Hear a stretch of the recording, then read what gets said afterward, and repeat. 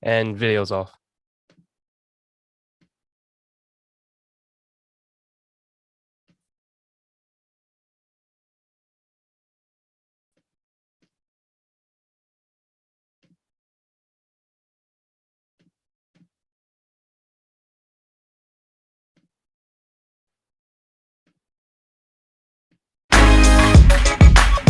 As the person who edits the shows, I could probably list every single episode off the top of my head because I know what they are, what year they were shot, what date they were shot. So, but there were so many moments I can't take back. There was a time where Walmack said to Greg, "How do you respect a baseball player for sitting there chewing sunflower seeds all day?" You know, and then he goes, "What if in basketball you had a designated free throw shooter, you know, and you call him in and you free throw shooter?" And Greg is sitting there. I know Greg's gonna react to that. That was classic. Hold on. So what if we had in basketball? What if my only job in basketball was designated free throw shooter? Every time. They probably should have one. Have you seen Joey Dorsey? He shoots 21%. They should be somebody that shoots for him. But wait, hold on. In basketball, you have to play both sides. So if they said every time Shaq got Have you seen Joey Dorsey? He shoots 21%. They should be somebody. How would you respect that? Now, let me ask you a question. But let me ask you. Now, did somebody say 10 years ago? You know what? Let's ask. The favorite moment, I got a couple favorite moments. I think the first one would be when Greg said, if we put him on a basketball court, he could play his sport better than me, and I just responded, "I will kill you," or something to that effect. Like I will destroy you. I think that was the exact words. I will destroy, because it like hit my nerve that this guy actually thought, you know, I'm a former professional myself, and just for you to think you could step on that stage with me and compete with me was kind of disrespectful. So I think I just responded with, I would destroy you. I guarantee I could play their sport on their level. I would destroy you. Don't ever disrespect me like that. Okay. I can. Did I say? I said I can play your sport. Okay, Walmack. What I'm saying is I can compete. I'm not gonna be a scrub. I'm not gonna be a scrub. Man, you guys saw the segment. It was pure craziness. Till this day, it's still the most ridiculous, ludicrous thing I've ever heard from a basketball player. All right, so here's the competition right now. Then you pitch, I hit, and then we go play basketball. Let's do it. I guarantee I get more hits off for you than you score against. Oh me. yeah, set it up. Wow. Set it up. Set it up.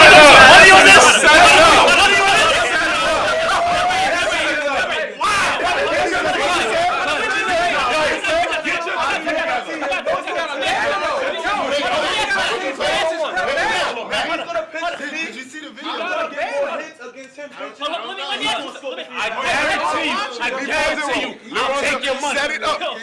That's my representative. I'll take your money. Representative, tell him what's going on. He trying to put, listen, let me let y'all know what's happening. This guy right here, said that he said my man right here, my client. He said my client can't get a hit. I ain't saying that. You guys speak. He said my client can't get a hit. We set it up.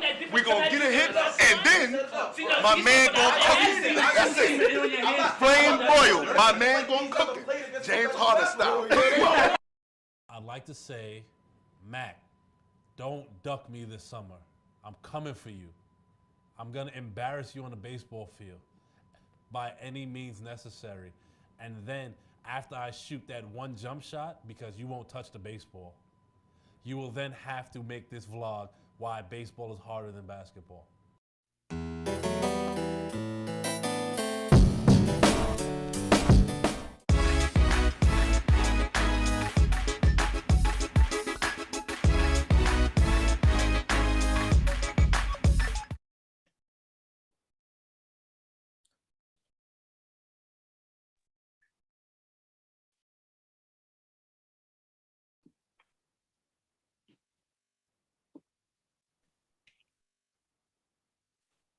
Well, that was fun. I hope y'all enjoyed that. I honestly reliving those memories. Also, just no hear me. It's a different person. But everyone, welcome to Smoke and Mirrors, our Friday edition. This is presented by the Sports Hit List, and man, there's a lot to cover today. But joining me, we have Declan Krogman as always, Greg Polius, and Manny Schefter, as you see there. Manny, how you doing? What's going on, gentlemen? Doing better than the rest last night. So We all. Oh, well, first we never asked Steph. Steph, how you doing, bro? Y'all don't ask me. I usually just put it in myself. I'm good, man. I've been busy. If y'all watched the B show yesterday, shout out Deb. She allowed me to plug my Juneteenth event I'm having on my block. So I've been planning that. That's been time consuming, but a lot of fun. But just there's a lot that's involved with it. But it's going well. So I've just been busy. But everything, most overall, everything's good. How about yourselves? I'm doing well. And as you guys know, I've officially been done with the Knicks since last summer. And Grizzlies, but they're not in the playoffs, so I got to root for somebody. So I decided, Game 7, they're gonna level up, baby. What? Wow. Expecting this. Wow. I know it. Anything. All I'm saying right now, Greg, if the Nets lose tomorrow, I am going straight to your house. Yeah. Hands on sight, sir. Yeah. Don't give me you giving me Eddie vibes, man. You giving me Eddie vibes. Level up. Game 7 at home.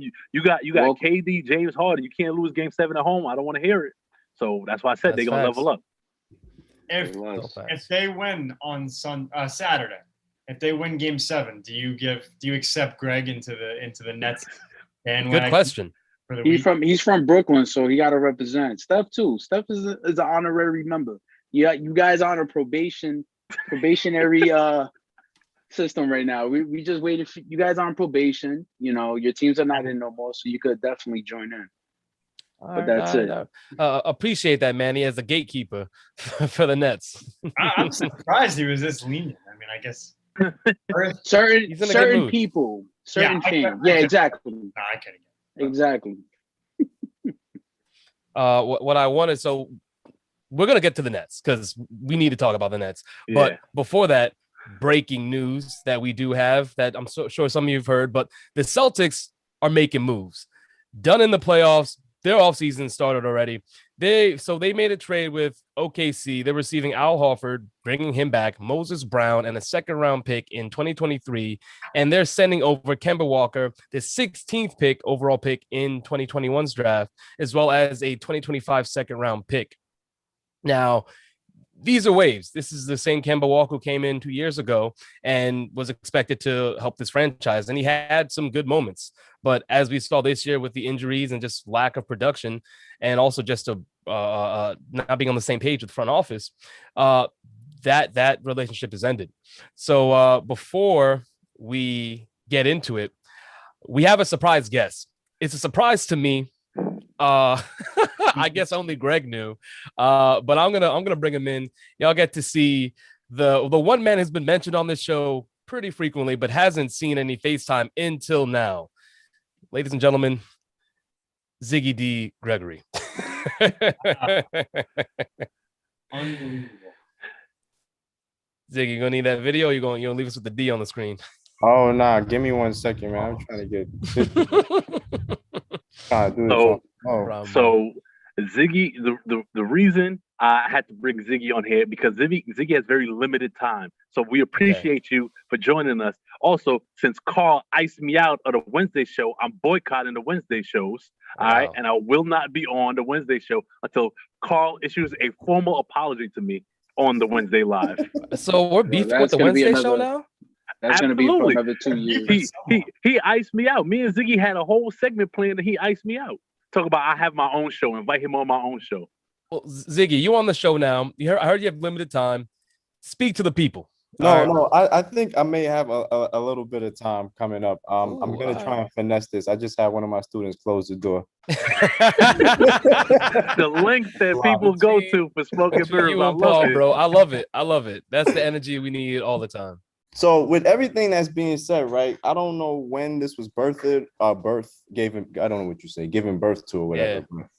Greg has been going on, what's that word y'all like to use so much? Waxing poetically. Oh, about Kawhi Leonard being the most pampered superstar. And I think it's one of the most ignorant comments that was ever said in the sports hit list. I don't understand how he could even fit that moniker when he never even gave himself all of this fanfare or whatever. This was created by the media. This wasn't created by him. It's the difference when you got Paul George saying things like, yeah, I'm playoff P, and then he go out there and average 18 points in the 2020 playoffs. Kawhi ain't saying anything. He's been doing everything that he needs to do, basically, is what I'm trying to say. He's been doing it all ever since he came from Toronto. When he was in Toronto, that whole moniker was given to him because of everything he did in Toronto. What was it for? It was just another shot to do what? Bring LeBron down. So let's not get too caught up in this whole Kawhi Leonard is a pampered superstar. All right, Greg, I've been waiting for your ass for. Oops, I think the person's on my screen. Hey, we're waiting for his butt.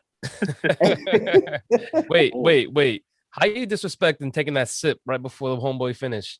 I see you, Greg. You're rude. You're rude. I mean, that's what he does. He's been rude. He tried to sabotage me. That's why it took so long for me to get on here. You're right. All right, so Greg, what you got to say? So now I try to sabotage. All right. First of all, this Utah series has a caveat. So I'm gonna pump the brakes on. Yeah, we can't talk about. But if they do pull it off, I will rescind my playoff P, charade. But going back to this, you saying it's the most ignorant comment ever. We have certain people in the group that you just kind of group me in with that we might have to shoot hands, bro. We might have to shoot hands. That's Manny's job, man. Greg is violence. We might have to, because there's some people that say things that shouldn't be allowed to speak, and you just lump me in with them. I don't know how I feel about that, bro. Hey, man, it's not my fault that you out here spewing nonsense. So if you're going to here's why it's not nonsense. And this has nothing to do with what Kawhi says, and it has everything to do with how Kawhi is viewed. After Toronto, you had people calling him a top 3 player in the league, top 2 player in the league. Okay. You had then he goes to LA, he gets the King of LA commercial, and there's only one person who speaks out when Kawhi doesn't do well, and that's Shannon Sharp. That does not consist of the entire media. Okay, Shannon Sharp is consistent in calling people out. Now, the problem when I call him the most pampered superstar in all major sports, because I'm going there, when he does poorly, he is not held to the same superstar standard. If KD went out there and put up a dud in Game 5, that's all we would have been talking about. That is it. Kawhi puts up a dud and it's crickets. You don't hear it unless it's from Shannon Sharp. You don't hear anything. Now, on top of that, I think because Kawhi is kind of this quiet nature, he doesn't say much. He's not a quote unquote smack talker. Even though if you look on the court, he talks to smack. He doesn't get that same vitriol from the media when he doesn't do wrong. Hence the pampering. It's like, oh, he's a nice guy. We don't have to do that. But it doesn't mean he shouldn't be held to the same standard as other superstars. Look at what happened to Steph Curry this year. Mind you, his team was trash, and dudes was out there. I've seen media posts calling Steph Curry a role player. What? I don't know about that. That's wild. But yeah, that's what I'm saying. But you see this type of craziness with great players. But if you're going to be lauded as a top 5 or arguably the best two-way player in the league, and then we all saw the video I did last year with Carl talking about Luka, when Kawhi let Reggie Jackson get that eye jammy for the game winner. Nobody said anything about that. Everything was about Luka. Nobody was like, why didn't Kawhi want that assignment? Why didn't he fight over that screen? It was a weak screen at that. But in 2015 or 2016, one of them, when KD shot that jumper in Cleveland in LeBron's mouth because he didn't fight over the screen, it was everybody was like, oh, he don't want that big moment. And that's my point. Kawhi does not, for where he's looked at, is not the same. I had people ask me just last week, if Kawhi wins the ring with the Clippers, is he in the GOAT conversation? Bro, what? He doesn't even have the career accolades to be even mentioned in it. Doesn't mean he's not great, but like, what are we really doing here? Listen, when it's all said and done, Greg, because there's a lot of fallacies in what you stated there. Oh, you are bugging. So, with all of that being said, I'm gonna go ahead and say this: Kawhi Leonard was the best player in 2019. I'm sorry. You understand what I'm saying? And it's because of absentia, right? There's no KD. There's no LeBron James. James Harden gets bumped. He beats Giannis. He sends Joel Embiid home. Sends Steph Curry home. Who's left? Sends Luka home. No, not Luka. I'm sorry. He's in Toronto. Who's left? Kawhi Leonard is there. So, of course, the narrative is going to be he is the best player. I came here. I knocked off the mighty Warriors, and now I'm an MVP again for the second time in my career. People are gonna run with this, and again, I said it before. This is to do what? This is to knock down LeBron James. This is all about LeBron James. Now you sit here and you say that the only person that talks what was the word you used? That talks fairly, I guess, about Kawhi Leonard when he messes up is Shannon Sharpe. Shannon Sharpe is the same person that sat here and told all of his viewers that LeBron James is 40% to be blamed for what happened in the Los Angeles Lakers debacle against the Phoenix Suns. I don't want to hear that crap. Shannon Sharpe has one tone for Kawhi Leonard and a different completely tone when it comes to LeBron James. It's a lot of going on in that situation. You understand what I'm saying? So I don't want to hear anything about Shannon Sharpe. Get out of here. I've watched Kawhi Leonard drop that dud. What was it? You posted it the other day, 4 for 17. I can't remember how many points it was against that Denver Nuggets series. But he, along with Paul George, along with Doc Rivers, was flamed for it. It wasn't just Shannon Sharpe. It wasn't to the degree that a KD or a Seth Curry got. Oh no, it definitely was. Because I need the receipts, bro. I will make sure I give you the receipts in hand. I know where you live, so I will bring it to your house. I'm telling you right now, Kawhi Leonard is not a pampered superstar. We don't sit here and give this same energy to Steph Curry like that, right? Where Steph Curry can't get a Finals MVP in any of the finals that his team has won, right? Hold on. At the same time, let him finish. Right, hold on. We don't give this kind of energy to Damian Lillard. I know what you're probably gonna say. You're gonna say none of these guys were held to the regard of LeBron James. But at the end of the day, all of these guys have one thing in common: they're labeled superstars. Right? Nobody sits here and tells me anything about Damian Lillard. Damian Lillard had the number 3 seed against the New Orleans Pelicans, who was 6, and he got swept. Sent him home. I did not hear anything about Damian Lillard. And then the next 2 years gets bumped back to back, swept again by the Golden State Warriors. And one of those series, KD wasn't even playing. So don't give me this bullshit about Kawhi Leonard. Bull crap. The bull crap about Kawhi Leonard being the most pampered superstar. Hot on a Friday afternoon. All right, hold on. I need to take this back real quick. So we got 3 other people on this. Y'all going back and forth, and I really like this. But what it sounds like is that we're gonna have to make time for Ziggy to come on here and for the both of y'all to debate. That's fact, 'cause I'm not finished with you, revisionist Zig. I know you're not finished. I can see your face. All right, I don't know what you're sipping on, but I'm sure it got you hyped. It's a smoothie, bro. It's a homemade. And you keep telling people that. And we want to believe you. But you can spike a smoothie. Yo, Smoke and Mirrors crowd. I am on a liquor-free diet, so I am not drinking anything right now. But that's cap. Freshly, I promise you. Hey, well, with that, Zig, you still got time? You can stay with us a little longer. I think I can, man. All right. My student shook her head yes, so I think we do got more time. Bet I like this. So let's get back. So we're gonna put, like I said, we're gonna table that pampering or pampered Kawhi conversation for another day, and we'll get back into what we started with, which is the Celtics in that was trade. One boy. Yeah. So Manny, I'm gonna start with you. You are our initial guest. What do you think of this trade? Who wins this, in your opinion, between the Celtics and OKC? The other teams. Honestly, I really don't care. I really don't care for the Celtics. When we talk about trades, come on, man. I had to deal with Billy King, and Carl constantly reminds me about that. Oh, thanks for the picks. And yet the picks have done nothing. And to me, I feel like after Rajon Rondo, when have the Celtics had a decent point guard that actually performed? Kyrie? You know, I mean, yeah, but Kyrie was injury ridden and stuff like that. Like he didn't progress. He didn't do what he was doing with the Cavs. Isaiah Thomas was really good. Yeah, but 30 points that one. Yeah, but look what they did to him. Traded him, yeah, for Kyrie. You think about it. You had Kyrie, you had Kemba, and then it's like, where did you guys go from there? You have great young talent with the draft picks you used, but you haven't done anything else. And we constantly see Carl constantly bash Danny Ainge. So it's like you trade for. Didn't they trade for Al Horford at one point? And then they traded him, and then they got him back now. Well, and like, wasn't he? Must like him more. Yeah, I mean, again, I feel like I don't think any of them won. I mean, I guess the Thunder, because they have like 50 first-round picks now. Like, I feel like for the next couple of years, you're gonna see the Thunder pick like 10 straight in a row. Literally, it's insane. Yeah, I feel that. Deck, let me hear from you, man. What do you think of this trade? Is it? I mean, are you on the same page with Manny?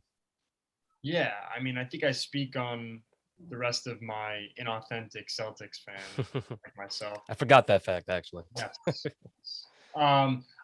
Listen, I think it was a fine trade. Kemba, I guess it just wasn't working. I feel like this is more of a chemistry, like a gel issue more than it was a basketball on-court issue as a whole.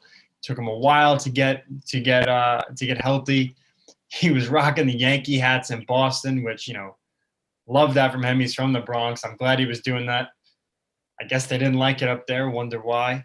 But overall, I just think the trade's fine. OKC is really going to benefit because they have all these picks that they could swing over, but I don't know. It's a trade that really you didn't give up Tatum, you didn't give up Brown. They're looking to build around those two guys and hopefully get something started in the future. But now you got Brad Stevens as the chairman of the president of basketball operations. Yep. Danny Ainge is out of there now. They're looking for a coach. I guess this is just step one in whatever the new look Celtics are, if they're even going to get that new. Hear that, Zig? I want to get your opinion as well. I mean, as long as we have you, I want to hear your voice. You're muted right now, though. There it is. You're on your Greg flow. Must have done over the PA system. Hey, man, you got to be alert just in case the principal turned the corner. So with the trade, that was actually a surprise trade. I didn't see it coming. I think, honestly, it benefited both teams. Shout out to Greg because I said it earlier in our chat. I think Haitian Jeff was kind of trying to crack jokes about the trade. If you played fantasy basketball, if you're an OKC fan, you should know that the Celtics probably got somebody pretty cool in Moses Brown. Yeah. It helps fill a void where it helps with having a big man being able to play that defense and most importantly get those rebounds, right? Because Tristan Thompson definitely wasn't bringing that kind of energy. Al Horford is just, again, he knows Boston. He's back in that area. To me, everyone is looking at his contract, but really and truly, you're only paying him essentially, I think $24 million for 1 year. And the year after that is his final year, and it's not even fully guaranteed. He's only guaranteed up to $14 million. So at the end of it all, Boston is saving a lot of money by making this trade, and in the long run could probably look to maybe, hopefully, sign a free agent because, free agents don't come to Boston. And as for OKC, it's the same process again. You get to have Kemba for maybe about a year, maybe 2 years. If he happens to show a little bit of value, maybe you trade him. But you also have a lot of those draft picks. Now, draft picks don't mean it's guaranteed you're going to do something great with them, but it's always good to have those in the stash because it shows the foundation of the great foundation for a building team.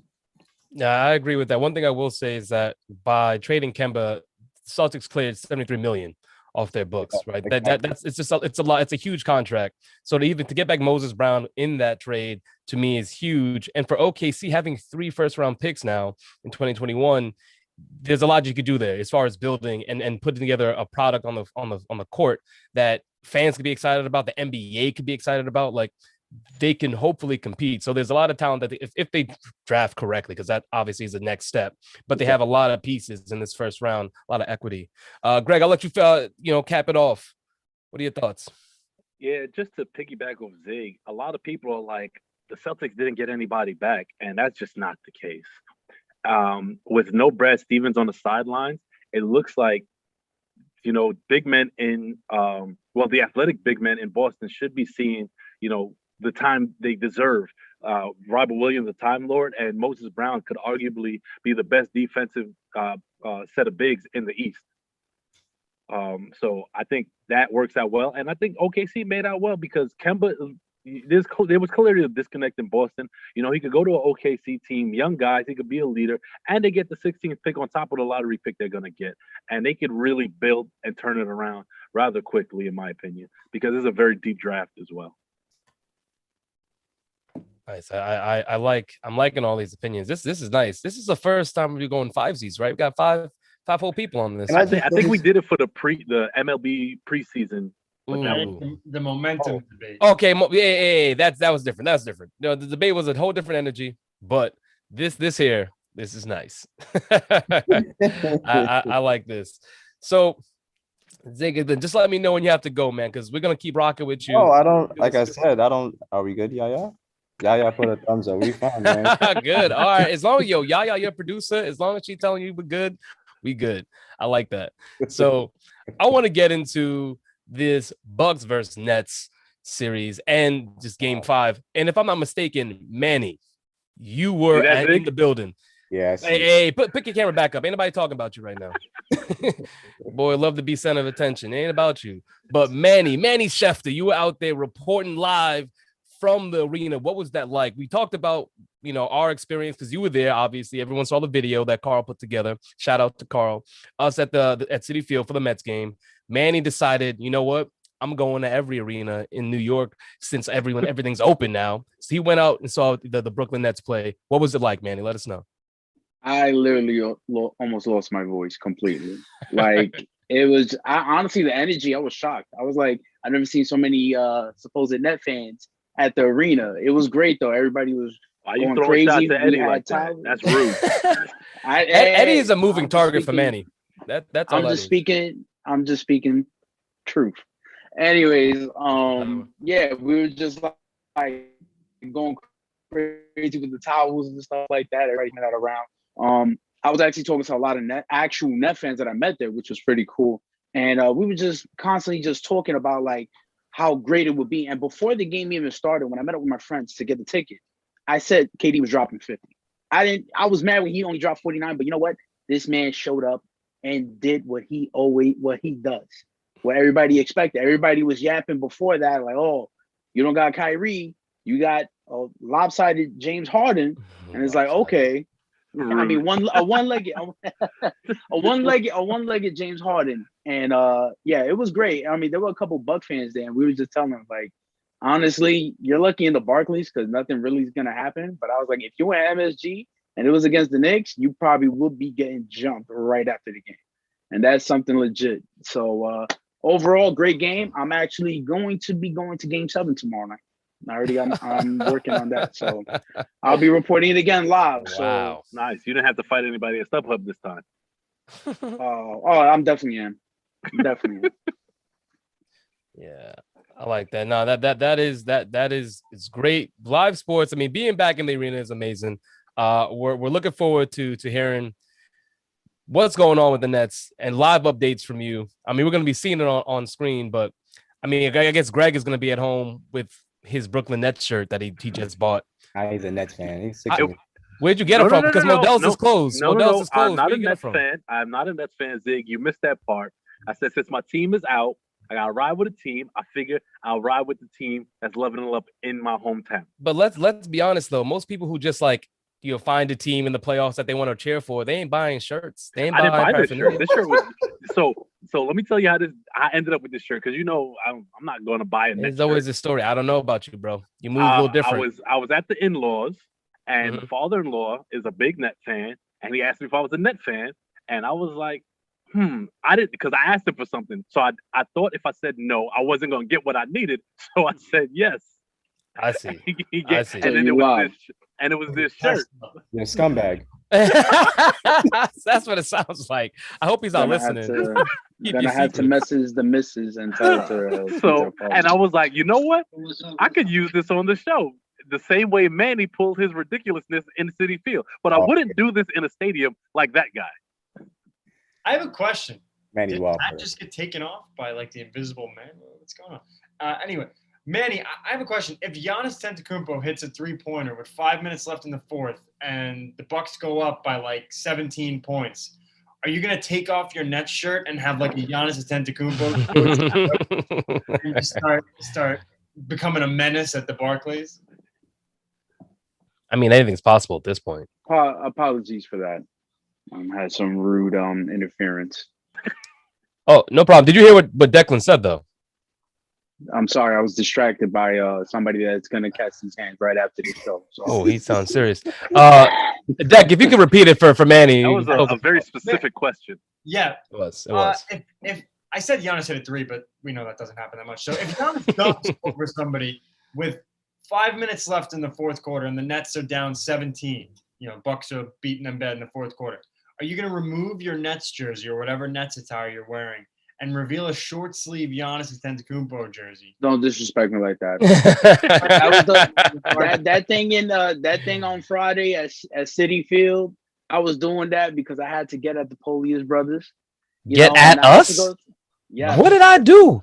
I love Tatis the whole year. That is uncalled for. But I mean, I was in Citi Field. I was in enemy territory. I had to be. I had to be the villain, and I had. No, you didn't. You chose that. You chose his inner a-hole came out. That's all it was, and it's okay because it's something I wasn't expecting, but I should have, and now I'm smarter for it. I'm smarter for it now. Fool me once, shame on you. Know, right? Fool me twice, shame on me. I ain't getting fooled twice, Brody. I'll tell you that right now. I mean, you had your behind friends. us that was even shocked at Manny. Just to give you an idea of how he's not a Yankee. He wasn't a real Yankee fan. Oh damn! Now you're pressing him. Well, let me just move on though, because we're gonna talk, Nets and Bucks. It's gonna happen. We're gonna see that Game 7. Actually, real quick, I want to know from the panel, what do y'all think? Who's taking the series, Game 7? Greg, start with you. I got Nets. They can't lose at home. Can't. Dak? Just absolutely cannot happen. Yeah, give me the Nets. I think it's gonna be. Let me go 108. With the score prediction? Okay. 108-94. The Nets are gonna pull away late. All right, I'm writing that down actually because we're gonna bring that up on Monday. I'm not even doing that to myself. Nah, I wouldn't do that either. Declan stay put himself in these holes. Declan like the hot seat though. That's why. Someone's gonna yell at me if it's 107-95. Like, I mean, it's just being ridiculed. I if you like the attention, then go for it. But whatever. No, I'd like to make a score prediction. All right, I'm happy about that. I'm proud of you. Keep doing you. Manny. All the things I say, that's what would have gotten the attention. Manny, what you got? Who you got? Okay, I just want to hear. Let the people know. Let the people know. Nets in 7. That's it. It's a net sweep. Zig. Bucks in 7. Ooh, Zig trying to be that dude. I like it. He should be that dude. Zig started with violence earlier this morning. I told Manny already. This has nothing to do with Manny. Manny is I know where this is coming from SFC. So this has nothing to do with Manny. There's just one Nets fan in particular. I ain't even gonna call his name. Call him out. Call him out. Who's that, man? He's being better than Greg. Nah, I get it. We all can't have Greg's energy. Subtlety. But everyone knows who I'm talking about. He just be yapping. It's talking about the Nets and then crapping on the Knicks. So it would make my day. Like today's been really awesome. I finally got him to get on the show with Barack Obama as opposed to Mussolini. So it was really good. This happened. You know what I'm saying? But Bucks I'm sorry, Manny. It's not you, bro. Now, is this person in the hit list? Yes, he is. Oh. All right. That's all we're gonna allude to. Just in the hit list. He's in the hit list streets. It's Mike Phillips. No, what? Hey, stop guessing. Stop guessing. The man said he don't want to reveal his. Just know that he buried ghosts. Let's know that he buried ghosts. Guess Greg got it. Oh. I guess Greg got it. Oh well, man, that was a good one, bro. That was a very good one. I didn't get the reference, but it's okay. You don't watch TV, so you wouldn't get it. I watch some TV. All right, so who are you going with? I know you in real life, bro. Don't do all that. Don't do all that. You're not around me like that. All right, Flatbush. So Manny, I'm going with the Nets. All right, I'm not gonna go with Ziggy's route. I'm going with the Nets. It's more like a will thing, but at this point, I gotta see the win. Like to me, the loss, if the Nets lose, it's like for the NBA, right? Like the narrative's the crazy. Like it's gonna be so much to say about that, but more than Kawhi. It's gonna be kind of funny though. Like it's. I mean, I don't know if it's funny. It's kind of sad. Maybe it's a mixture of like sadness and funny, like depending on who you are and how you feel about the Nets. But I just need I need to see them advance. I think that they are the team. Who wants to see the hopefully getting Kawhi back? I mean, who wants to Kyrie. see the Hawks versus the Bucks in the Eastern Conference Finals? Oh, so you're going Hawks? So you think the Hawks are taking it serious? Because I'm about to move on to them next. Oh, we'll continue. All right. Oh, please, yes. So as Manny so graciously gave me this segue, the Hawks and 76ers, that game, which if you didn't see, game 5, then I don't know if it's a congratulations, but it's a huge meltdown. Huge meltdown by the 76ers. You're talking about a 26-point lead they had going in from the half that they blew completely to the point that only 2 Sixers scored any points in the second half. And of those 2, we're talking Joel Embiid, who we all expect. We expect Embiid to score because that's what he does. But also Seth Curry, who I believe dropped 36 that game. So Seth, not Seth. And I know there's people in the hit list streets that like to call Seth, which is rude as hell. I'm gonna say it right now. It's not people. It's You're one right. person. You're right. It's Anthony Mullen. I'm gonna just say the name. It's Anthony Mullen. All right. For those that so you could call names, but I can't. Whoa. I don't got beef. Ziggy has beef. He didn't say a name. You have beef. You say names. I don't have beef. That's just a fact. Anthony Mullen calls Seth Curry, and it's rude. But I mentioned it on the show. I said that there's someone that calls him Seth. Yes, you did. You did say that. It was very subtle, and I made it boisterous. Curry's been pretty good though. I mean, he's been very solid in this series. But to think that in the second half you only have 2 scorers, and those are the 2 only, after going up big is just it's really unfortunate. So Zig, I want to start with you.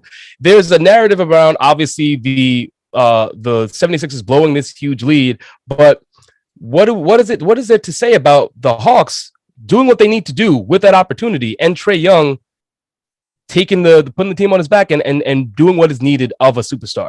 Let me know. Listen, man, you got to give Trae Young his props. You got to give that whole Atlanta Hawks team. Mm-hmm. I actually had the opportunity to be able to actually see game 2 in the first round when they played the Knicks, and I didn't tell anybody, but I said to myself, we're going to lose this series. Just by the fact that Trae Young was unstoppable. You know what I'm saying? Clint Capella, he plays his role, right? Defensive ace, yes, down there, holding it down. It sucks that they rebounds. Get the rebounds. It sucks that they don't have DeAndre Hunter, because they just him and even Cam Reddish. Those are 2 defensive guys that can help out. But Philadelphia is just really, really, really, really embarrassing, man. They're starting to look like the Clippers from last year. And what's the common theme there, right?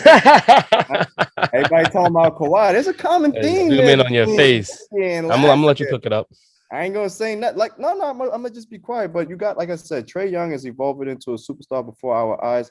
And what the problem is not even that it's just his scoring, right? His playmaking ability is what's really killing the Philadelphia 76ers. He's able to get the ball to the perimeter, to his guys, John Collins. He's able to get the ball out to Bogdanovich, who's been killing, and Danilo Gallinari in spurts here and there. So I'm looking to see Atlanta Hawks to just keep the foot on the gas. And I think the 76ers are going home. 76 is going home. All right, Manny, I'm gonna go to you. Manny, what are your thoughts? Who do you got going home? I want the Hawks to win, but I want it in 7 games just so my team can recover. All right, but I know KD gonna be gassed after this game, but I got the Hawks winning. Especially, I feel like after a team blows a 26-point lead, your entire team is demoralized. Like there's like no will after that. Like, yo, we really, and then to make it worse is like they were home, I believe, right? The Sixers were at home when they lost by 20. No. On the other end of the Sixers are at home. Yes, they were at Wells Fargo. To lose in your home arena in front of all your fans when you were up by 26. That's disgusting. And honestly, it's just terrible. It's pathetic. I'm going to take that soundbite because I want to use it whenever somebody does something ridiculous. That's disgusting. It sounds like you just got crop dusted by the guy who took his ass. Deck, let us get your take, my friend. What do you think? I think it's going to be great. First of all, didn't Greg predict like Hawks and 7s before anybody else? Early on. I think so, yeah. Early on, there was a prediction of the Hawks. All right, I just threw you a little alley. All right, there we go. But I'm gonna have to say, like, it's gonna be crazy. I haven't heard anyone talk about this, but if the Nets play the Hawks, if both respective teams advance, and I do think they will, but we could see more Trae Young is balding jokes in New York again. It's gonna be wild. Like, you thought this was over 2 weeks ago when the Knicks series was over? It's never over. New York, Nets fans are punks. That's never mind. Ooh. Sorry, man. Hey. We're not starting that on Smoke and Mirrors. You can do that on the Wednesday show. You got time for that. All right, I'm not doing this right now. I'll see you after the game, Ziggy. I will say about Trae Young's hair. I said this to a few of my friends. It looks like you playing 2K and his hair ain't rendering yet. Like everything else is rendered in the shot, but his hair is still not there yet. So it just kind of moves funny. That's what it looks like to me. It's very odd. Looks like the camera's not in focus. Yeah, you're seeing it out of the corner of your eye. Like, yeah, it is. It's definitely different. And Trey, whoever is handling, your publicist or whatever, maybe y'all need to just like figure it out on the off season because you could get a different hairdo. You know what I'm saying? Like you can really hold it down because it ain't it. We all know it ain't it. Greg, before I get to you, I know you want to let loose, and not just on the 76ers players, but a particular coach that is developing a bit of a track record that we're seeing a pattern. And I think patterns are important because it lets us know who a person is, usually players, but sometimes coaches. And in this case, it's a coach. So Greg, let the people know what you got to say about the 76ers. So Ziggy could attest to this. I don't know. It was in the Chris Paul years Clippers when on the couch, I stated Doc Rivers is one of the most overrated coaches in the NBA. Everybody looked at me like I was crazy drop a bomb. at the moment. This is maybe almost 6 years ago at the time. I'm thinking 7, 8 years. Maybe. Yeah, and I was just like, in the playoffs, he doesn't make adjustments. His rotations are trash, and this is what we're seeing now. But I'm good. He has the most blown 3-1 leads of any coach in NBA history. His teams are constantly blowing leads at home, up big. I'm going to get to the players in a second, but at what point does it fall on a coach to get his players in line to close a game in the playoffs? We know because you play against the dregs of the NBA in the regular season, you can close the game. That doesn't matter. Can you close when it counts? Now, before I get to the quote unquote, MVP vote getter, let's talk about Ben Simmons. Ben Simmons is entering what I think of Kawhi as pampered superstar territory. He might even be surpassing him. And this is what I said, Ziggy. You said you may like some of the things I have to say. You did say that. I like that. Zig did smile. He did smile. He improves. Because here you have a guy who has done nothing to improve his game at any level, but is never spoken about in a manner that is of like valid criticism. It's like whispers mostly, right? I would say it's like whispers. It's nothing out. It's kind of like, he's still one of our cornerstones. No, him and Embiid do not work together.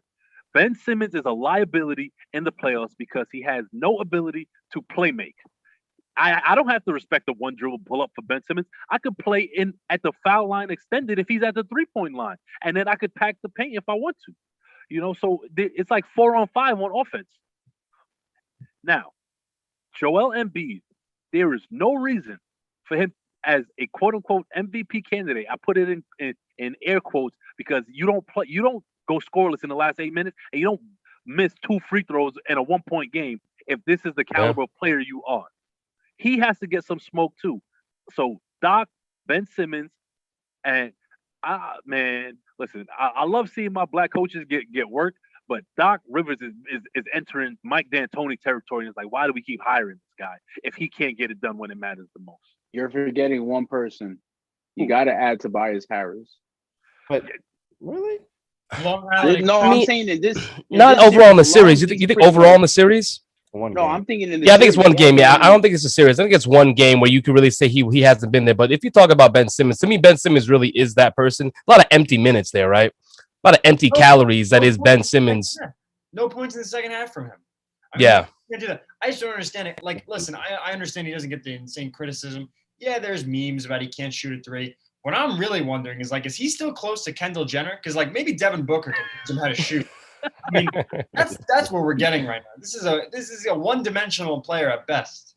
I mean, it makes you wonder: do you need him to change positions? Does he need to be a power forward instead of a point guard? Yeah, and operate out of the post instead of on the wing and the top of the key. I think that something needs to change, right? The lack of development at this point in his career is really the issue. To be the prospect he was, to be the player coming into the league with all the hoopla, all the hype, and like you said, that the criticism hasn't been there to the extent that it needs to be for the caliber of player that people hold him in, the regard that he's held in. So I do believe that there needs to be a change because you can't be, I would call him superstar. No one thinks of him as a superstar, but he's a star player for the 76ers, and his game has just not changed. He's been the same player from year one till now, and it's just really been Embiid to hold to take on the reins and to run the show, and Ben Simmons is just kind of there. He ruined my I'm all about making. You made the mistake of drafting him. Grand provocations on the show. I'm gonna say it right now. Just like I said last week on Monday's show about Kawhi, Ben Simmons is the most overrated player in the NBA. Wow. You know what? And you know what? To speak to that though, like this is a guy who we have all said that he's not developed the way he should. At least on this show today, that's what we said. All the hype coming out of college. Even a couple months ago, he was the lead piece in trade talks to get James Harden.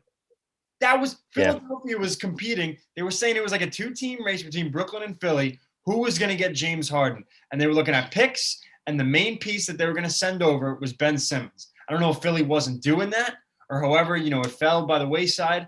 But that's what, at least the fans, everyone was saying Ben Simmons is the guy that it's going to take. Ben Simmons couldn't even hold James Harden's jockstrap on his best day.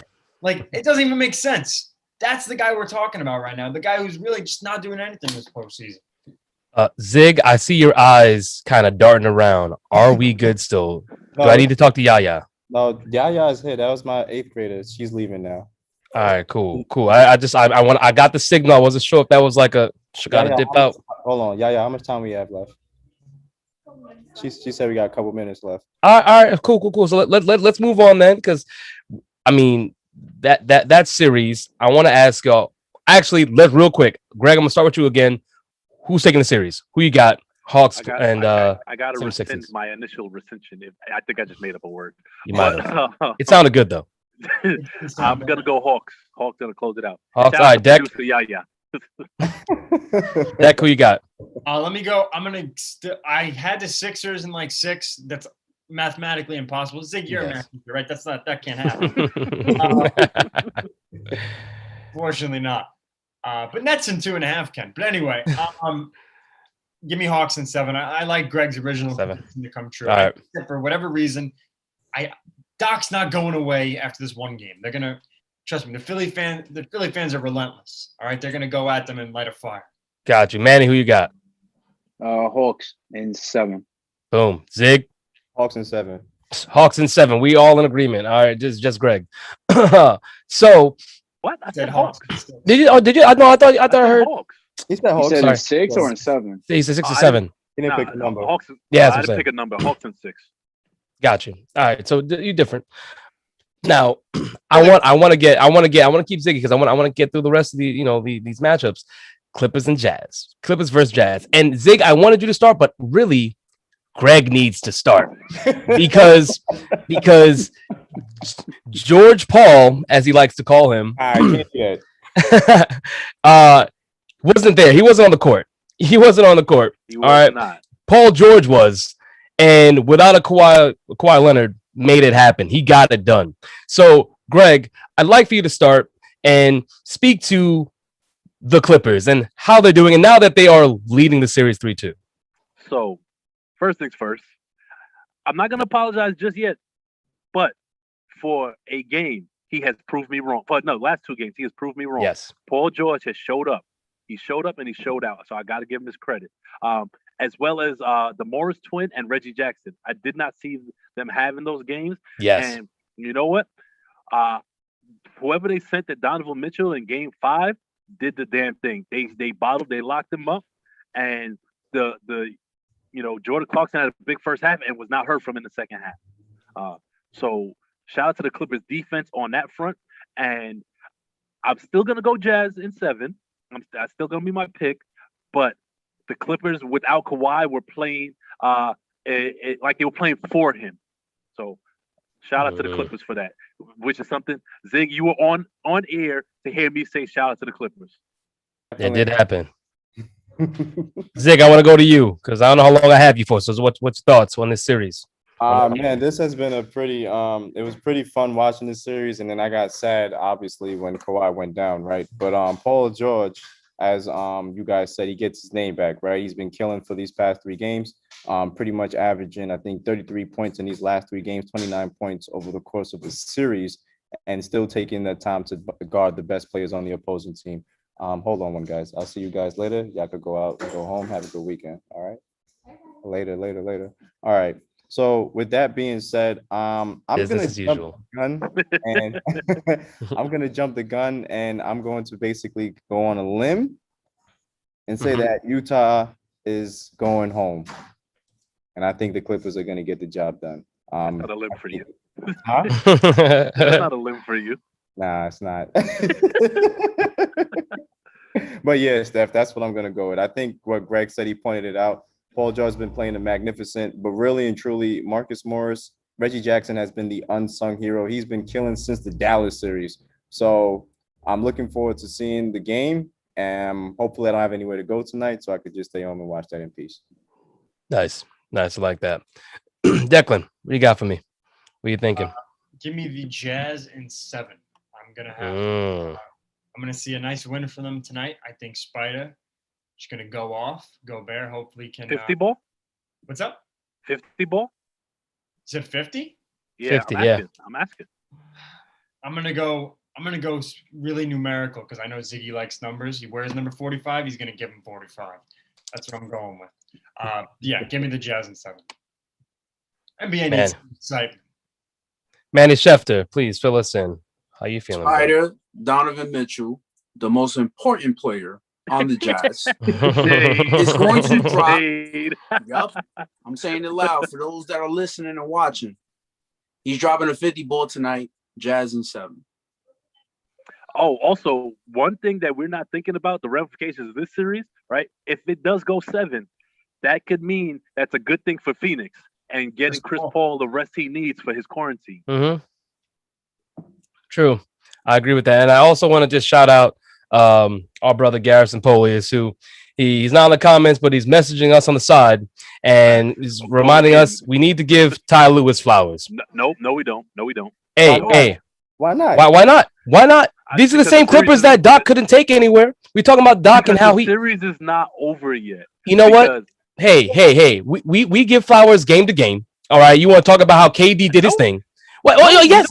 You. I mean, did you not give flowers to Paul George a little bit? I mean, you gave a rose. You gave a rose, not flowers. It's one flower. Give him a boutonniere. All I'm saying is we can acknowledge, right, that we were beginning of the series is like, well, it wasn't Doc, right? Because it's like, oh, Doc isn't the reason that the Clippers ain't do well because Ty Lue over here doing the same thing Doc did. Yeah, that was the same experience. That was I feel like you were complicit in that narrative. What I'm saying is that I can making things up. We can go back to the tape, but I hear where Garrison's coming from in regards to flowers and just like acknowledging that Ty Lue, someone that people were saying, well, it's clearly Doc. Ty came in. We were seeing it was going to be the same thing as years prior with Doc, and Ty he's fighting. Him and the Clippers are fighting right now. They took the lead in the series, which wasn't expected from people on this panel, minus I would say Ziggy and Manny, because really y'all weren't a part of those conversations in Smoking Mirrors, but I'm sure in the group chats different. But I hear where Garrison's coming from, and you know what? Flowers I believe are deserved. I'm not gonna give him his flowers for the series, but Garrison just made a good point. Shout out to Garrison. He said the adjustment he made to get Rudy Gobert on a high pick and roll, which is what I said before the series started. If they could get Rudy Gobert moving laterally, the Jazz will be in trouble.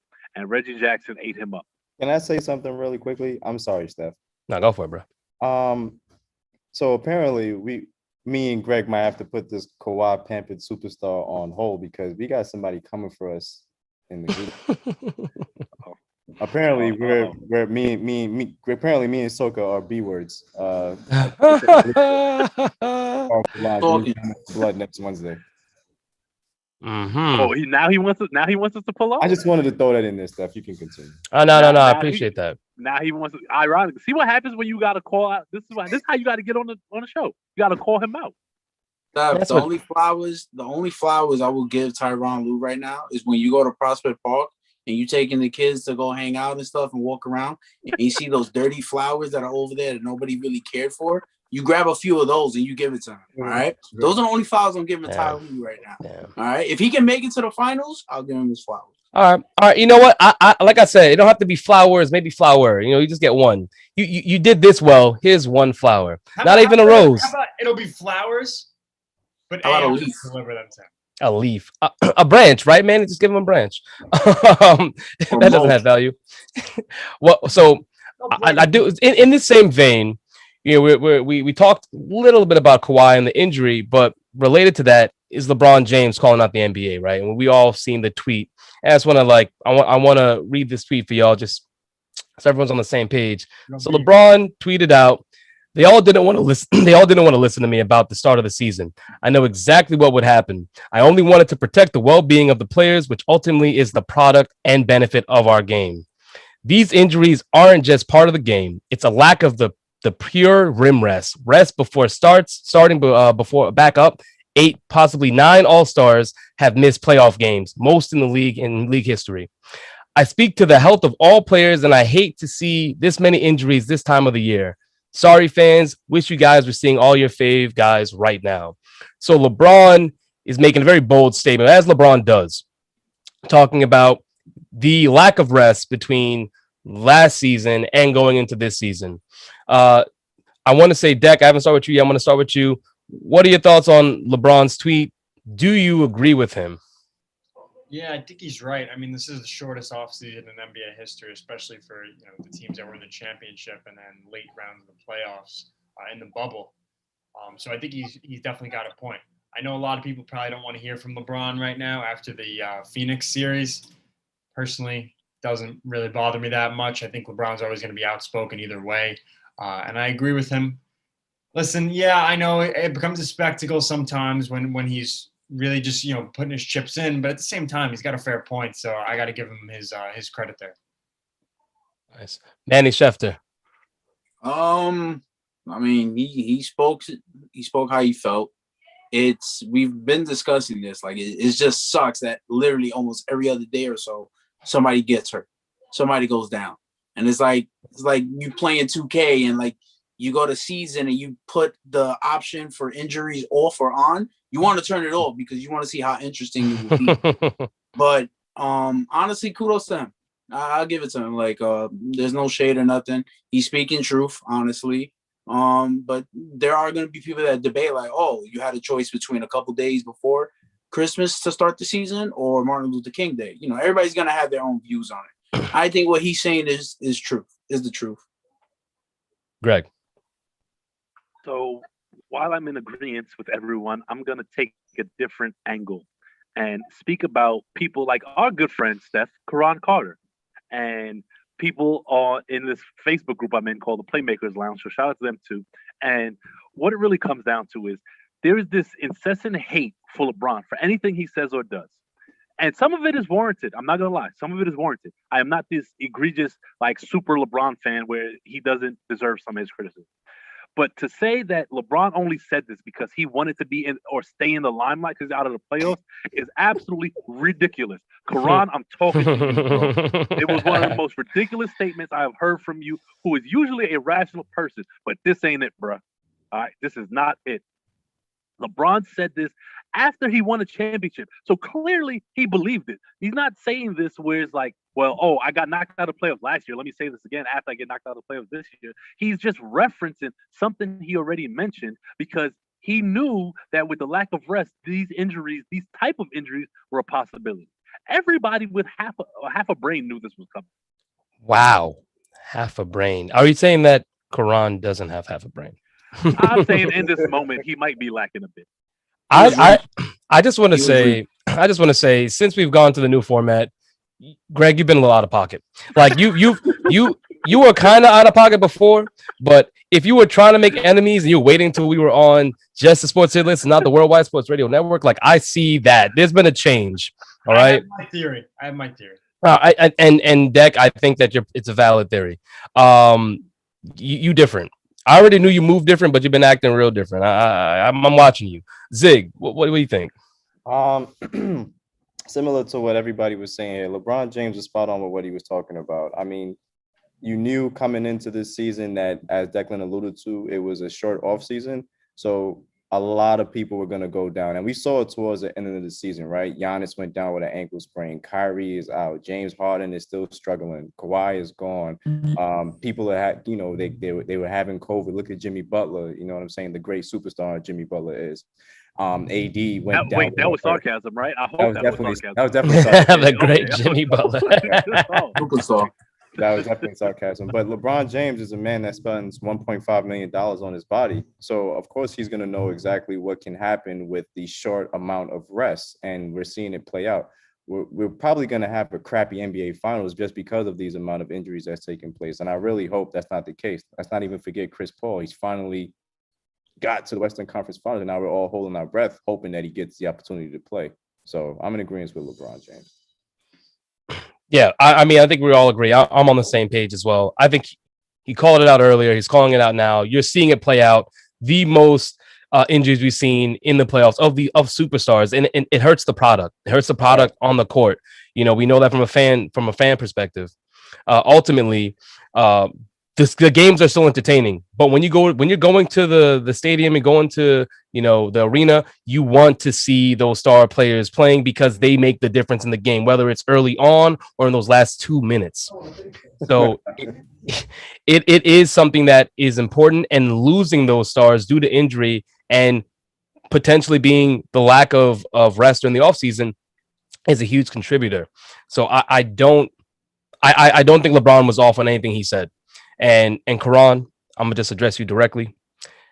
I'm not gonna call you half brain, but it wasn't a good take. I didn't call him half brain overall. Indirectly, you did though. Let's be honest. You couldn't just say he was reaching, Greg. Well, you had to get spicy for, man. You woke up choosing violence this morning. That's what you did. You did. But you rooted for Brooklyn. That's new, Greg. Violence is warranted. This whole week has been the new version of Greg, so it is something that I expect going forward. I do want to move on to another story because there's a lot of NBA stories if you've been paying attention, and that's Zion's family, because Zion is quiet for the most part. The postseason has started. You haven't heard much from him, but his family is really unhappy. So we do know that Stan Van Gundy has been fired as head coach, and it was a relationship, a marriage that did seem not doomed from the start, but throughout the season, the writing did seem to be on the walls. Apparently, there was growing unease between Van Gundy and his players, as well as the front office. So it almost made sense.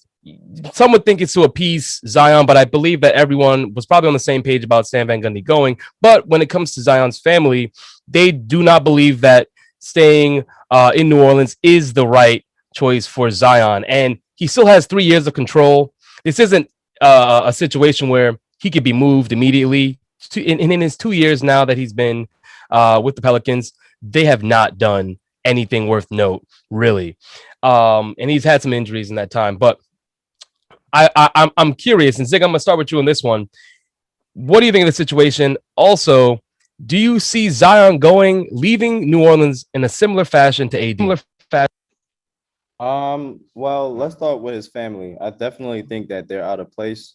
They should know better than that. We've seen too many situations where family members get involved in their families' affairs when it comes to sports, and it's never ever a good thing. You create a bunch of media problems for the player, for the team, and then now other players have to answer for that particular player. So it's a very disgusting situation on the part of the family. With that being said, it's really tough. I don't know, because you said it best. They haven't really done anything. They've been underachieving. I'm sorry, I'm in Bed-Stuy, so there's a lot going on. I'll talk about the style like that. My bad. I know this is your spot. But they've been underachieving pretty badly. Stan Van Gundy, as you alluded to, again, lost the players a long time ago. I think he was the wrong hire to even start with. But I don't really see Zion Williamson going out like AD. Maybe he finishes the contract with them, and who knows, maybe they look to trade him a couple years down the line. I don't know. Maybe he starts making noise, but I don't think just yet. He's 20 years old. He's still getting in there.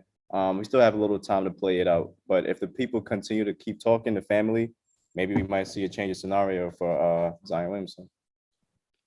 Nice. And we did lose Manny. Manny, if you might make your way back, I'll let you back in. But we'll move on. Garrison had words for him too. Greg, what do you think of this situation? Are you on the same page with Zig? Just about. First of all, Stanford Van Gundy shouldn't have been hired in the first place. I knew this was going to be short-lived, so I'm not surprised. He's kind of like that old school coach that you wouldn't look to pair with new school players. And shout out to Gary. He's in the comments in the group chat, and he was saying, Chauncey Billups might be a good look as a head coach, and that's not a bad look. I think that's a good take. As far as the family, the NBA nor the New Orleans Pelicans employ his family. So to be frank, they need to shut the F up. Mm-hmm. Yeah, I mean, I think there is something to be said. Maybe when the family does speak out, what their voice being heard, is that something that the player themselves also feel? Because these are conversations that they're a part of that we aren't, right? So maybe a frustrated family member that hears Zion complaining, like is in the room with him where we're not, and they say, you know what, this is enough is enough. You can't say it, so we will. So I think that is also part of the conversation. You can't rule that out, that Zion does feel this way. You can't, but that's not the place of the family member, because again, they're not agreed. Agreed. But we've seen this time and time again. When the media, when these narratives start to circle around, you see them in the rumor mill. Movements happen, things happen, and if they're looking for the best for Zion, then this disruption, this uneasiness that's now in New Orleans could lead to some blockbuster trade. Who knows? But and this is my personal take, whether we think it's appropriate or not, if the end result is Zion leaving New Orleans before, the 3 years of control are up, then is that not, and if he wanted it, then he's winning, and I think that's where I rest on that, because I don't think that they're not privy to information about how Zion feels. But Deck, what do you think? Yeah, I'm on a similar page to you guys for the most part. I think when you have guys, families speaking out, it's tough. But to their family's credit, and if you try to get in their shoes for a second, I mean, Zion, we obviously know is a quiet guy. He's only 20 years old. Yep. He's a guy who's really not the most outspoken guy. He would be in his third year of college right now. So as, family members of Zion, obviously I don't know them. I'm not sure what their thought process is. They might want to be defending their guy here. He's a young guy who's not going to talk that much. However, in regards to the whole thing, can I just lead the train and say that I was so disappointed when he went to New Orleans in the first place? We have an amazing player who's freaking compared to like LeBron coming out of college at his 1 year at Duke. Go to New Orleans. It would have been fun for him to go to the Knicks. It really would have been cool. Not a Knicks fan, like I said. All right. I don't want to reopen some old wounds for Ziggy, but it would have been fun. That's really all I got to say about it. Hopefully he moves, though, because it would be cool to see him go elsewhere. Because I just can't look at that boring-ass uniform. It's the navy blue and the uniform colors and numbers are things that bother Declan if you haven't been keeping track at home. Garcia is still wearing number 83 every time he comes up every 3 weeks, so it's bothering every time. Manny, glad to have you back. Greg, before you go, I just want to get Manny, if you've been listening, we're talking about Zion's family and their take on, or rather they're announcing that Zion needs to leave. He shouldn't stay in New Orleans. What do you think of this situation? If I was Zion, pay me $100,000 and I give your whole family the hands. Because honestly, this is ridiculous. At the end of the day, the women I can get a woman to beat the women up, but the men I'll take care of. Like, come on, man, it is ridiculous. This man you're messing with somebody's career at the end of the day. This guy is worked his butt off. I mean, you put him on to, you went to his games and stuff like that. You seen him progress. Now he gets into the professional environment. And then now you're literally trying to take control. Like, oh, first off, you're not his agent. You're just his family. You're there for the ride. You enjoy it. All right. And that's it. That's all I have to say, honestly. It's really bad, honestly. Greg, did you have something you want to say? I did. Yeah. Manny, Garrison had a message for you. He said, instead of saying you woke up and chose violence, he told you find a new line. It's getting played. Oh, yeah? All right. Yo, Garrison, message for you. Pull up. Ross Street and Bedford Avenue. I'll be right there on the corner. Pull up. So I want to say this has been great. I love the surprise Ziggy edition. For those at home, I hope you enjoyed. This has been great, Zig. I'm about to transition into baseball. You can most definitely stay on. I don't want you to feel like you have to, but if you want to, we can. It's going to be real brief. We're going to just talk about something that we haven't talked about enough on here, to be honest with you. So if you want to stay, you can. If not, let me know. Well, I actually just got a call to kind of double check to get the laptops because I think I might have failed in doing that job. So I'm actually going to do that, and I'm going to make my way home and get ready for the night. But I will say, go Mets. Jacob deGrom is the man. And with that being said, I'm out of here. And screw Boston. That's all I got to say. Wow. Well, thank you, Zig, for all of that. And just coming on the show for the first time, Ziggy D. Gregory. First time, and it won't be the last time. Steph, you Barack, man. Don't be Mussolini. Be Barack. Facts. Mussolini big mad now. Yeah. Later, y'all. Later. So with that, I know, and for those at home, we're running a little later. We started late. We're running later than usual. Hope you're enjoying, though, because this has been fun. But I do want to get into something that we just haven't touched upon enough with baseball, and that's Shohei Ohtani. The man is phenomenal. He is just incredible. And, you know, there's a lot going on in baseball. You know, you hear about Tatis. Obviously, Deck had his concession speech, which was necessary. Still not going to let that go. It's going to come up a few more times still, because right now, Tatis is tied for the league lead in home runs at 22. But we have Tatis. You clearly have Vladimir Guerrero Jr. Shout out to you, Manny, which, you know, you've been talking about in all of our comments and every chat. It was since last year too. He brought it up. No, you're right. And this year he got caught up. He's showing us exactly the talent that he has. But Shohei in the American League has just been, again, otherworldly. This is a guy that we know he's a two-way player. So he pitched last night, his 10th start of the season. He went 6 innings, 5 hits, 1 unrun, 1 walk, 5 strikeouts. On the year, he's 3-1 with a 2.70 ERA, a 1.16 WHIP, and 73 strikeouts.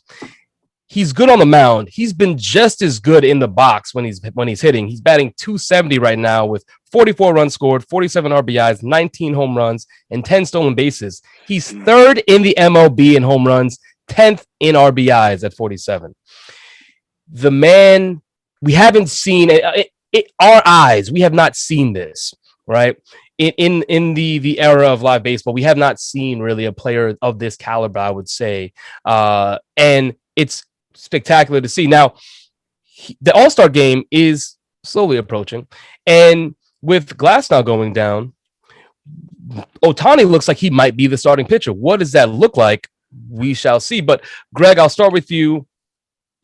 Ohtani, this is really just a gush session, so we could just talk about how amazing it's been to see a player of this caliber for the first time, really. So, in Little League, there's always that one player that's a star pitcher, star hitter. He pitches, he throws complete games, he throws shutouts, he bats fourth, he hits home runs. We are seeing a real life Little League two-way all-star in Ohtani. That's what we're seeing at the big league level. Yeah. And it's truly amazing to watch. Some of the home runs he hits are just absurd. The sound off the bat, the distance it travels, it just the swing itself. Moon shots. He's hitting balls in center field that are like 450, 460. And this is a guy who's quote unquote a pitcher. You know, and I think for the All-Star game, MLB will be doing themselves a disservice. Can somebody quick tell me where the All-Star game is? Look that up real quick. In where? Colorado? Colorado. Denver. Yeah, that's what I thought it was a National League Park. They would be doing themselves a disservice, right, if they do not let Ohtani take multiple ABs in that game. They have to figure out the starting pitcher. But here's the thing, because it's a National League Park. Yeah, National League Park. Yeah. Well, no, just because it's a National League Park, like they go DH regardless. Sure? Yeah, I promise you, they never have. Because I used to think of that when I was a kid. I was like, why is it Tim Lincecum hitting? Like I remember, they never go pitchers hit. Well, my whole thing is it is for entertainment, so it makes sense. They let the fourth outfielder in the NL be the DH. Got you. Well, I want Ohtani to be the fourth outfield. That's what I want because I want to see that man hit. I need him to have 3 or 4 at bats in that game. Yeah, 100% on board. Sorry, Deck. Let us know. What are you thinking about Ohtani? Share your love. Well, I mean, first of all, I'm a little worried about the phlegm you got going on. Right? Yeah, it's a little different reason than you might think. Anyway, yeah, watching this guy's amazing. I'm not gonna go leave the show to make a once a week podcast like I will with DeGrom every outing he makes. But the fact that he's really just putting this together and knock on wood, staying healthy, pitching great. He's throwing 100 miles per hour and then hitting the ball 450. And it seems like every time I'm in the car with my parents, my dad just takes out my AirPods and says, "Hey, guess what?" I'm like, "What's up?" Ohtani just hit another home run. And I'm like, "You told me this 20 minutes ago." It's unbelievable to watch this guy hit and pitch. It definitely is like Little League. I mean, I threw 6 innings last night and got to play right field. Granted, I didn't hit a 450-foot bomb. I walked, but it felt a little similar.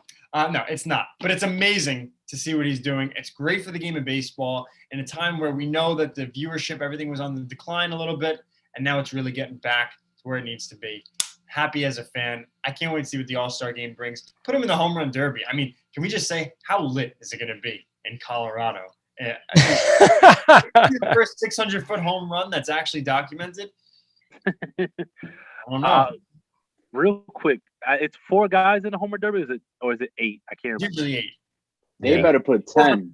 No. I think 8 because it gets a little lengthy. I wouldn't mind 8.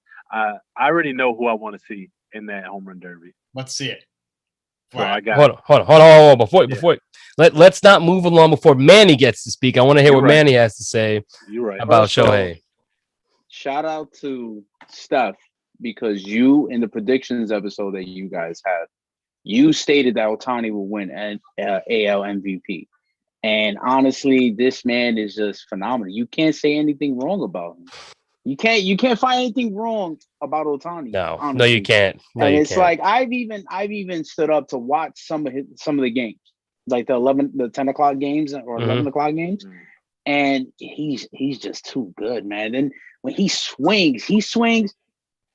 It's like the minute he hits the ball, is a moonshot. It's gone. That sound is amazing. Like it. Yeah. Oh, how many times have we shared in the baseball chat?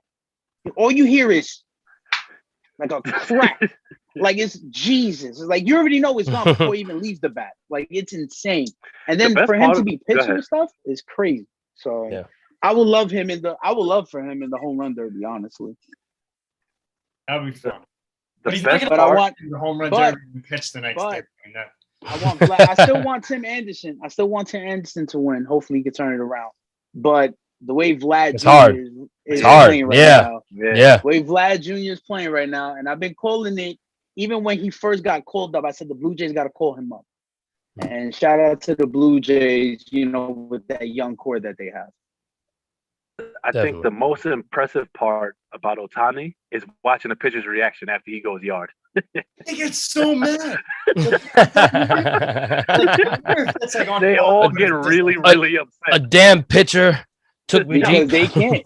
I think some dude took me deep in Diamond Dynasty the other day with Zach Wheeler. I almost threw my controller through the screen. I wonder if that's remotely what it feels like. I saw some dude on the A's. He's got like yellow sleeves. Maybe it was Ralphie. No, it wasn't Ralphie. Yeah, ironic. Nah, that's too boisterous for Ralphie. Ralphie that wouldn't is. wear yellow sleeves. He wouldn't. Ralphie's too much of a traditionalist. The thing about Ohtani. That's why he said Ohtani wouldn't work. When the pitchers actually pitch against him, when the pitchers go up against him, first off, he's a lefty. He bats lefty, and it's like facing a Mike Trout, but as a lefty. Like, it's crazy how when you go to the Angels lineup, you got to deal with Trout, you got to deal with Anthony Rendon, you got to deal with a lot of these players, and then at the bottom of the lineup, you got to deal with Ohtani, who's pitching and still playing. Nah, he hits at the top. He hits to the top. Hits to the top. I think he's gonna bat. I think he batted second last night, if not first. When he pitches, though. Yeah, when he pitches. When he pitches. He's 10 bags. Yeah, he's like the first guy who I want to say since like 1918 that hit within the top 4 as a pitcher in a National League park. It's insane. Yeah. Like, the guy's name they pull out, it's like Al McIntosh. It sounds like a farmer from like Oklahoma. Al Apple. I really wish he played on the East Coast, man, so I could watch his games. Oh, dude. Yeah. I wish he was on the team that I root for, because that would be phenomenal. All right, you can't be the Yankees. All right, you know. You win 40 games and now we want to get everyone to Queens. It's only a matter of time. All right, I'm just saying.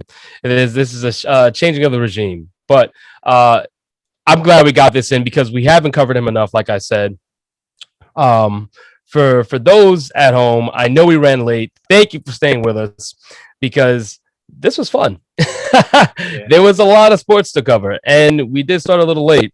We're working on that on our end, the technical difficulties. But hey, man, you got something to say? I was gonna shout you out. You could go real quick before you close out. I wanted to bring up really quick last night's game at San Diego, where they had their entire crowd there. The noise, like if you watch the videos and the highlights, it's insane how many people. Tatis goes yard again. You had Machado go yard. I think Hosmer did as well. I'm not sure. And then at the end of the game, you win it in a walk-off fashion with Caratini, which was a crazy home run. The way he swung at the ball, honestly, and it was just insane. Just listen, if you just watch the highlights, honestly, and you hear the crowd, just an entire arena, stadium just full of Padre fans, and they got to witness one of the best games they've ever seen, for the year. So shout out to them. And that clip I sent you, stuff for Arizona. No, it's talking about the Tampa Bay. I'm forgetting. Threw the bat. Yeah, Rosarina. I think you're talking about, right? Yeah, Rosarina. Yeah. He literally threw the bat and he got a single out of it. When you're hot, you're hot. Yeah, it was amazing. That's all I wanted to say. No, and good call outs. But before we go, I just want to remind everyone at home, don't forget to like, share, comment, and subscribe to all Hit List content on YouTube, Facebook, and on IG. The handle again is SportsHL. Again, that is SportsHL. We don't have the B show coming up next week because Deb is on her vacation, but it is well deserved. We do have Top Rope, which again is 7:30. I'm sorry, Off the Top Rope. I'll get it right. Off the Top Rope, which is airing at 7:30. You also have Wednesday is on Mondays. 7:30 on Mondays. Yes, Wednesday is the main show with the boss man himself at 4 p.m. Well, we are boycotting apparently. Well, just me. Greg is boycotting, but Greg, whenever you boycott, we're a part of it. Which I think you need to talk to us first before you do things like that. Honestly, but we're a lot of pocket. Definitely out of pocket. Okay. But yes, we got the main show Wednesday at 4 p.m. And then we'll be back on Monday as well with Off the Rope, at 1 to 2. So that's your lineup coming up. Look forward to it. More great conversations. I want to say, going into this weekend, happy Juneteenth to everyone. I hope you enjoy the weekend, and we'll see you again on Monday. Oh, and happy Father's Day to all the and happy Father's Day. Yes, Sunday, not to be forgotten. Declan, thank you. Holidays. And everyone go show up to Steph's event. He organized it again, second annual. He gave it all of his social media. Thank you. I bet you this one will be on my For You page and TikTok, but I better see it. It's gonna go viral. 3 to 8. What was the location of this? 3 to 8. It's in Bed-Stuy, Vernon Avenue, between Lewis and Stuyvesant. It is in, like I said, Bed-Stuy, borderline Bushwick. But you come up on the block, you'll have a great time. And Greg, I want to say Happy Father's Day to you, sir. Thank you, sir. Much appreciated. And Father's Day, sir. to all the fathers out there, Happy Father's Day to you. Not as big of an event as Mother's Day, but you fathers, you deserve it. You're out there working hard, taking care of your kids, being great dads. Congratulations and Happy Father's Day to you all. And with that, we're going to wrap up the show. Thanks again, and we'll see you on Monday. Take care.